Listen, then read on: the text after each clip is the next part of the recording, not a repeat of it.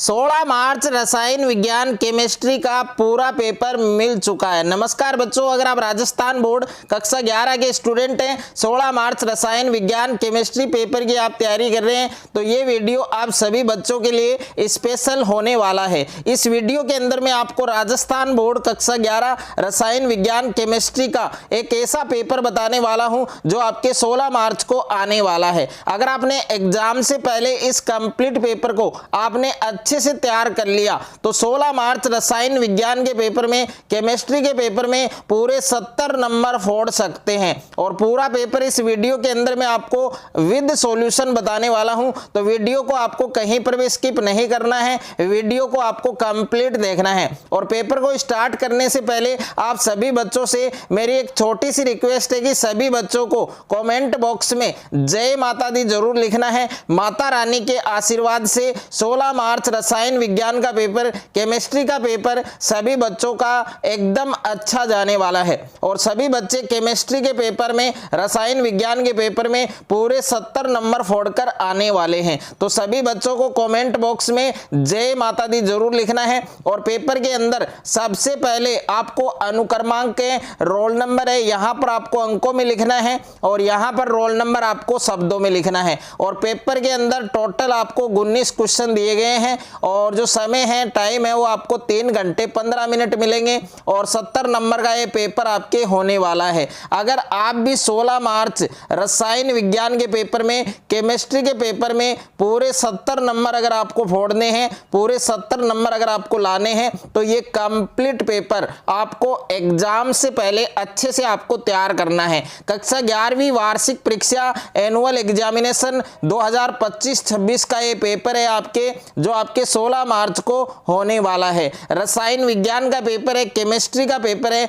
और पेपर का कोड आप देख सकते हैं 1126 और यहां पर पेपर का सीरियल नंबर आपको दे रखा है 140-447 और ये आपके पेपर का कोड है C1126। और यहां पर सामान्य अनुदेश आपको दिए गए हैं कि परीक्षार्थी प्रश्न पत्र के पहले पृष्ठ पर अपना रोल नंबर है, अनुक्रमांक है, वो अवश्य लिखें और प्रत्येक प्रश्न के सामने उसका अंक भार अंकित है। और यहां पर प्रश्न संख्या 1 आपको दिया गया है जिसमें आपके बहुविकल्पीय प्रश्न है और इस प्रश्न के अंदर टोटल 8 प्रश्न है, वो आपके मल्टीपल चॉइस है, बहुविकल्पीय प्रश्न है और प्रत्येक क्वेश्चन है वो आपके 1 मार्क्स का है।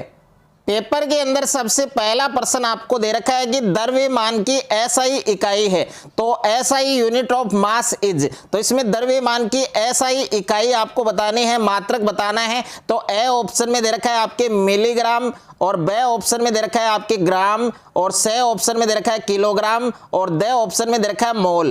तो द्रव्यमान की एसआई इकाई है, उसका नाम क्या है? किलोग्राम। तो इसमें से वाला जो ऑप्शन है वो आपका करेक्ट आंसर होगा। उसके बाद में देखिए सेकंड क्वेश्चन है आपके कि परमाणु क्रमांक 24 वाले तत्व को पहचानो, यानी परमाणु क्रमांक 24 वाले तत्व का नाम आपको बताना है। तो ए ऑप्शन में है आपके Cl और बे ऑप्शन में है आपके Fe और सी ऑप्शन में है आपके Cr और दे ऑप्शन में है आपके As। तो 2 नंबर प्रश्न है, इसका सही उत्तर आपके से ऑप्शन होगा, यानी परमाणु क्रमांक 24 वाले तत्व का नाम क्या है? क्रोमियम, जिसका प्रतीक Cr होता है। तो इसमें से वाला जो ऑप्शन है वो आपका करेक्ट आंसर होगा। उसके बाद में देखिए तीसरा प्रश्न है आपके कि प्रोटॉन की खोज किसने की? तो ए ऑप्शन में है जे थॉमसन और बे ऑप्शन में है गोल्डस्टीन और से ऑप्शन में है चैडविक और दे ऑप्शन में है आपके मैक्स बोर्न। तो थर्ड प्रश्न है, इसका सही उत्तर आपके बे ऑप्शन होगा गोल्डस्टीन, यानी प्रोटॉन है उसकी खोज है वो किस वैज्ञानिक ने की थी? गोल्डस्टीन ने की थी। तो इसमें बे वाला जो ऑप्शन है वो आपका करेक्ट आंसर होगा। उसके बाद में देखिए 4 नंबर प्रश्न आपको दिया गया है कि तीसरे आवर्त में कितने तत्व हैं? तो ए ऑप्शन में है 8, बे ऑप्शन में है 32, से ऑप्शन में है 3 और दे ऑप्शन में है 18। तो तीसरे आवर्त में कुल कितने तत्व होते हैं?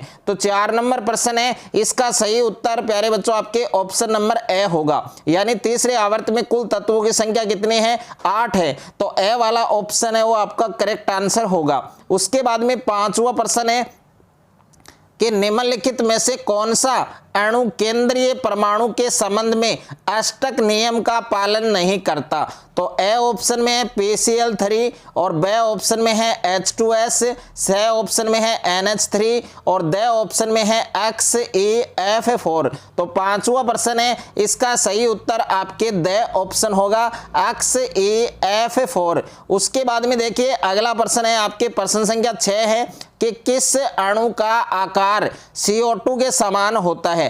तो किस अणु का आकार CO2 के समान होता है, तो ए ऑप्शन के अंदर है आपके H2O और बी ऑप्शन के अंदर है आपके BeF2 और सी ऑप्शन में दे रखा है SO2 और डी ऑप्शन में दे रखा है CH4। तो 6 नंबर प्रश्न है, इसका सही उत्तर क्या होगा, आपके बी ऑप्शन करेक्ट होगा BeF2। उसके बाद में देखिए अगला प्रश्न है आपके प्रश्न संख्या 7 आपको दिया गया है कि निम्न में से कौन सा अवस्था फलन नहीं है। तो ए ऑप्शन में है आंतरिक ऊर्जा, बी ऑप्शन में है कार्य, सी ऑप्शन में है मुक्त ऊर्जा और डी ऑप्शन में है एंथैल्पी। तो 7 नंबर प्रश्न है, इसका सही उत्तर क्या होगा बच्चों, आपके बी ऑप्शन करेक्ट होगा कार्य। उसके बाद में देखिए अगला प्रश्न है आपके 8 नंबर प्रश्न है कि निम्न अभिक्रिया में H2+I2 और 2HI में Kp और Kc के जो मान है वो क्या होंगे। तो 8 नंबर प्रश्न है, इसका सही उत्तर क्या होगा, आपके ए ऑप्शन करेक्ट होगा, यानी Kp और Kc के जो मान है वो आपके इक्वल होंगे, बराबर होंगे। तो इस प्रश्न का सही उत्तर क्या होगा बच्चों, ए ऑप्शन आपका सही होगा। उसके बाद में देखिए दूसरा प्रश्न आपको दिया गया है कि रिक्त स्थानों की आपको पूर्ति करनी है। तो यहां पर पहला प्रश्न है कि SF6 में संकरण होता है। तो SF6 में कौन सा संकरण होगा, आपके sp3। कौन सा संकरण होगा, sp3d², ये आपको लिखना है। उसके बाद में देखिए नेक्स्ट है आपके दूसरा प्रश्न है कि क्वांटम संख्या n बराबर 4 और l बराबर 2 वाला कक्षक क्या होगा। तो इसमें आपको लिखना है 4d। कौन सा कक्षक होगा, 4d कक्षक होगा। तो इसमें आपको 4d लिखना है। उसके बाद में देखिए तीसरा प्रश्न है कि किसी तत्व के परमाणु जिनके परमाणु क्रमांक समान और द्रव्यमान संख्या अलग अलग हो उसे क्या कहते हैं। तो तीसरे रिक्त स्थान में बच्चों आपको लिखना है समस्थानिक। क्या लिखना है बच्चों, समस्थानिक। तो तीसरे रिक्त स्थान में समस्थानिक आएगा, ये आपका सही उत्तर होगा, यानी समस्थानिक। उसके बाद में देखिए अगला प्रश्न है आपके 4 नंबर प्रश्न है कि रुद्रोष्म पारक्रम में डेल्टा क्यू का मान क्या होता है। तो डेल्टा क्यू का मान है वो क्या होता है, 0 होता है, 0 होता है। उसके बाद में देखिए तीसरा प्रश्न आपको दिया गया है जिसमें आपको अति लघुतरात्मक प्रश्न दे रखे हैं। तो यहाँ पर प्रश्न संख्या 1 है आपके कि 16 ग्राम ऑक्सीजन अणु में कितने मोल होंगे। तो देखिए मोल निकालना है, तो मोल निकालने का एक सूत्र है आपके, यानी मोल बराबर क्या होता है बच्चों, मोल बराबर होता है आपके भार बट्टे अणुभार।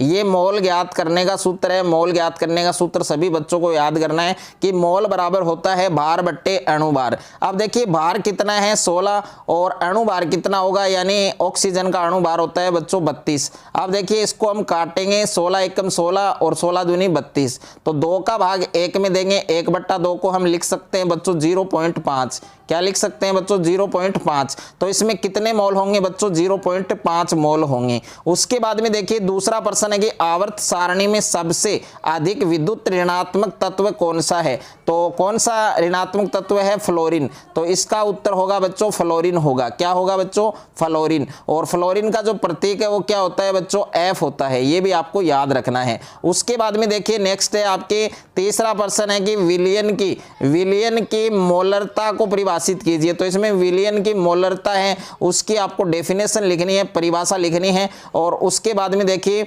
4 नंबर प्रश्न है, 4 नंबर प्रश्न आपको दिया गया है और विलियन की जो मोलरता है उसकी परिभाषा किन किन बच्चों को आ रही है, तो वो सभी बच्चे कमेंट बॉक्स में इसका आंसर देंगे और सभी बच्चों का कमेंट वो चेक किया जाएगा। जिस बच्चे का आंसर सही होगा उसका कमेंट है वो पिन किया जाएगा। और यहाँ पर देखिए आपको पोटेशियम के अंदर इलेक्ट्रॉन, प्रोटॉन और न्यूट्रॉन की संख्या आपको बतानी है। तो देखिए इलेक्ट्रॉन की जो संख्या है पोटेशियम के अंदर, इलेक्ट्रॉन की संख्या है वो तो कितनी होगी, 19 होगी। और प्रोटॉन की जो संख्या है, प्रोटॉन की संख्या है वो भी क्या होगी 19 होगी, बट न्यूट्रॉन की जो संख्या है, न्यूट्रॉन की जो संख्या है वो कितनी होगी 20 होगी। ये आपको याद रखना है। उसके बाद में देखिए अगला प्रश्न है आपके 5वां प्रश्न है कि एथिन के अणु में सिग्मा और पाई आबंध की संख्या आपको बतानी है। तो एथिन है उसके अणु में सिग्मा, एक तो है आपके सिग्मा और दूसरा क्या है बच्चों पाई। ओके, तो सिग्मा बराबर लिख लेना है और पाई बराबर लिख लेना है। अब देखिए सिग्मा आबंध की संख्या कितनी होगी 5 होगी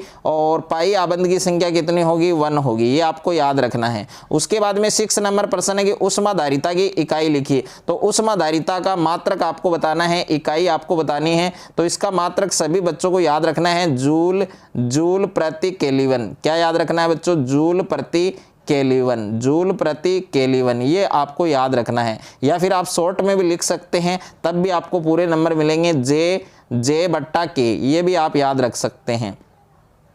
उसके बाद में देखिए 7वां प्रश्न आपको पूछा गया है कि मानक अवस्था में तत्वों की एंथैल्पी का मान वो कितना होता है। तो कितना होता है बच्चों? 0 होता है, 0 होता है। ये आपको याद रखना है। 8वां प्रश्न है कि NaCN जिसको सोडियम साइनाइड कहा जाता है, उसका जलीय विलयन वो किस प्रकृति का होता है। तो कौन सी प्रकृति का होता है बच्चों? क्षारीय प्रकृति का होता है। ये सभी बच्चों को याद रखना है। कौन सी प्रकृति का होता है? क्षारीय प्रकृति का। उसके बाद में देखिए लघुतरात्मक प्रश्न दिए गए हैं। इसके अंदर 4 नंबर प्रश्न है कि 4 ग्राम सोडियम हाइड्रोक्साइड को घोलकर 500 ml विलयन बनाया गया है। विलयन की मोलरता आपको ज्ञात करनी है। और 5वां प्रश्न है बच्चों आपके गुणित अनुपात नियम को परिभाषित करें। और 6ठा प्रश्न है कि निम्न आयनों की त्रिज्या के घटते क्रम में आपको लिखना है। तो त्रिज्या के घटते क्रम में आपको बताना है। 7वां प्रश्न है कि H2 अणु का अस्तित्व होता है जबकि He2 का अस्तित्व नहीं होता। क्यों नहीं होता ये आपको बताना है।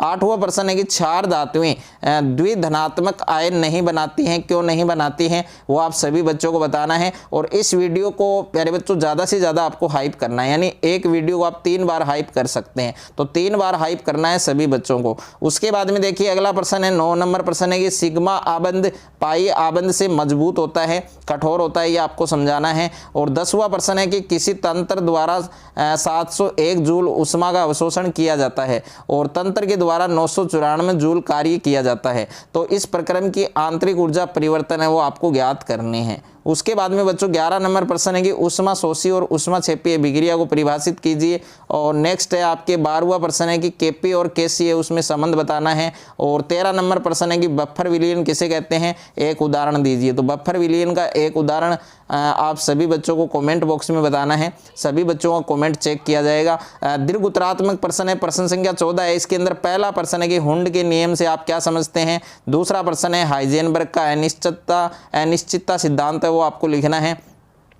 15वां प्रश्न है कि बोरोन से बेरिलियम की आयनन एंथैल्पी का जो मान है वो अधिक होता है। क्यों होता है वो आपको बताना है बच्चों। और नेक्स्ट है आपके अगला प्रश्न दे रखा है आपके प्रश्न संख्या 16। प्रश्न संख्या 16 के अंदर है निम्न के संयुग्मी अम्लों के नाम बताइए। तो देखिए NH3 दे रखा है, तो NH3 का क्या हो जाएगा बच्चों, NH4 हो जाएगा। क्या हो जाएगा बच्चों, NH4, और यहाँ पर प्लस लगाना है जिसको अमोनियम आयन आप कह सकते हैं। और HS से आपको बनाना है H2S बनाना है बच्चों। ओके, जिसको हम क्या कहेंगे, हाइड्रोजन सल्फाइड कहेंगे। और तीसरा है HSO4 से बनाएंगे बच्चों H2SO4 जिसको सल्फ्यूरिक अम्ल कहेंगे। और उसके बाद में H2O से बनाना है बच्चों H3O बनाना है जिसको हम हाइड्रोनियम आयन कहेंगे। उसके बाद में देखिए निम्नात्मक प्रश्न है बच्चों, इजी टाइप क्वेश्चन है। क्वेश्चन नंबर 17 है कि संकरण किसे कहते हैं। और NH3 संकरण है, उसके अणु NH3 अणु के संकरण को आपको समझाना है। इसके अथवा में प्रश्न दिया गया है बच्चों हाइड्रोजन आबंध किसे कहते हैं, इसके प्रकारों को समझाइए। और प्रश्न संख्या 18 है जिसमें 2 प्रश्न दिए गए हैं। पहला प्रश्न है उष्मा गतिकी का प्रथम नियम और उसका गणितीय समीकरण लिखो। और दूसरा नियम है हेस का नियम आपको लिखना है। और इसके अथवा में प्रश्न दे रखा है बच्चों, पहला प्रश्न है निकाय किसे कहते हैं और द्रव्य व ऊर्जा के आधार पर इसके प्रकारों को समझाइए। दूसरा प्रश्न है दहन एंथैल्पी किसे कहते हैं, तो दहन एंथैल्पी की परिभाषा लिखनी है। प्रश्न संख्या 19 है जिसमें पहला प्रश्न है कि सम आयन प्रभाव किसे कहते हैं। दूसरा है 298 केल्विन पर बेरियम सल्फेट की विलेयता 1.1 गुणा 10⁻⁵ मोल लीटर है। और इस ताप पर विलेयता गुणनफल है वो आपको बताना है। अथवा में प्रश्न दे रखा है बच्चों, इसमें पहला प्रश्न है ले सातेलिए का नियम लिखिए, और दूसरा प्रश्न आप ये देख सकते हैं अभिक्रिया दे रखी है। इस अभिक्रिया के लिए साम्यावस्था स्थिरांक का मान है वो आपको दिया गया है, समान तापमान पर केपी का मान आपको फाइंड करना है। तो केमिस्ट्री रसायन विज्ञान का ये पूरा पेपर प्यारे बच्चों मैंने इस वीडियो के अंदर आपको बताया है। अगर आपको ये वीडियो अच्छा लगे तो वीडियो को आप ज़्यादा से ज़्यादा स्टूडेंट के साथ शेयर करें, ज़्यादा से ज़्यादा वीडियो को लाइक करें, और चैनल पर आप नए हैं तो चैनल को सब्सक्राइब कर लीजिए और साथ में नोटिफिकेशन बेल को प्रेस कर लीजिए।